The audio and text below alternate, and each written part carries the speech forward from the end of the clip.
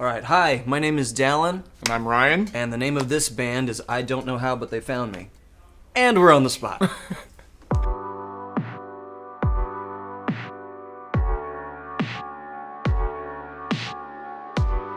Of all time?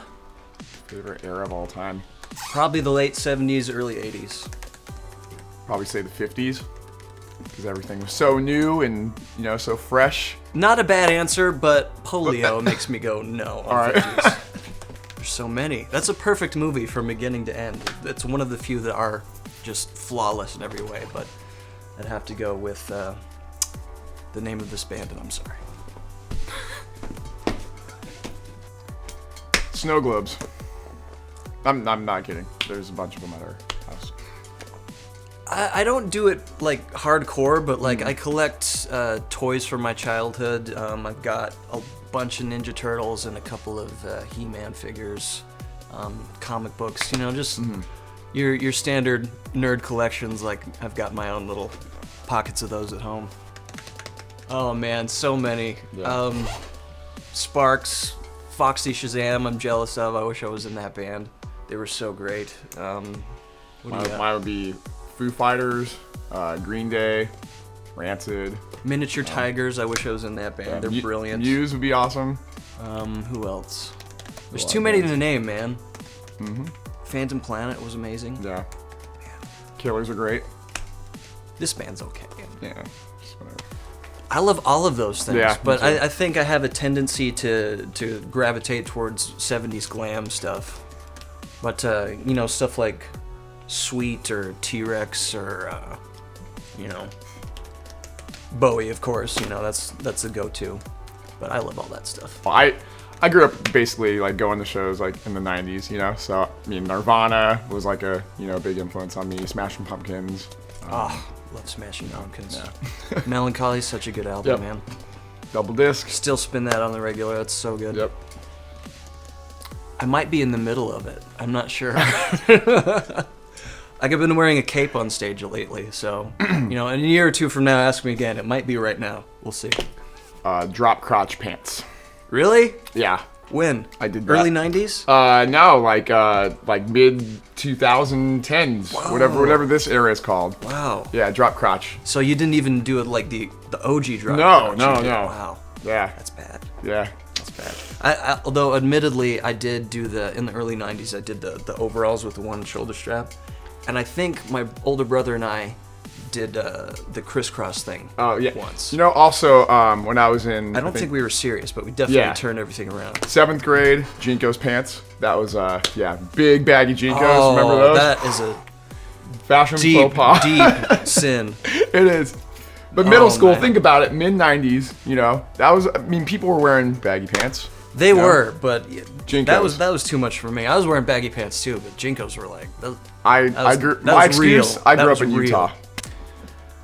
Best year of my life. I don't know, but it's definitely been within the last 5 years. Yeah. I'd have to say, like, with my family, my wife and kids at home, like, things have been good for a good while now. Yeah. So I got no complaints. Yeah. This has been the time. Yeah, these have been the best years. Yeah. Wow. So many times in my early 20s. At the time I wasn't really, looking for love more than just like, just to be a jerk and a player. Yeah. Such a bad person. Probably like 10 years ago for me. That was cringeworthy. Tell us about it. It's more of an off record, but yes. Well, I guess the most cringeworthy one for me was the one that ended up being in a song of ours called "A Letter." Yeah. There was this girl that I was seeing that she was like waiting for someone, and she was also dating me at the same time. So just bad decisions all around that whole thing. Right. But she wrote me this letter. It was supposed to be this deep dark secret about her feelings and stuff. And after we were over, I'm like, well, I'm gonna put it in a song. So. And people get to hear that every night. Night Heat.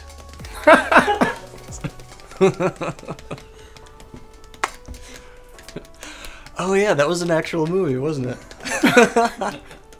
All right, so it would have to be Night Heat, the Dallon Weekes story for legal purposes. Goofy. Bart Simpson. Only a dork though. $17 hot chocolate. Yeah, for sure. 100%. You don't know what you're getting at a truck stop. No, so.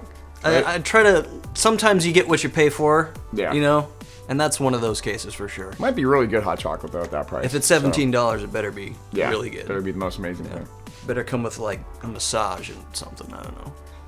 Oh man. You know, I talked about it briefly, but toys from when I was a kid. Yeah, me too. There was one in particular that I had when I was maybe 3 or 4. It was a blue He-Man called Faker.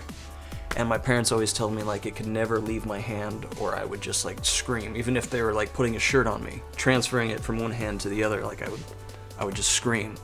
But I think at some point my mom got rid of it because it was such a headache for her. I was so attached to this thing. And I never forgot about it because it was my favorite toy. And about a year ago, I found one on eBay and I bought it. So I have it again. Sorry, Mom. I lost my Refused t-shirt. I don't know where that is. I'm really upset about it.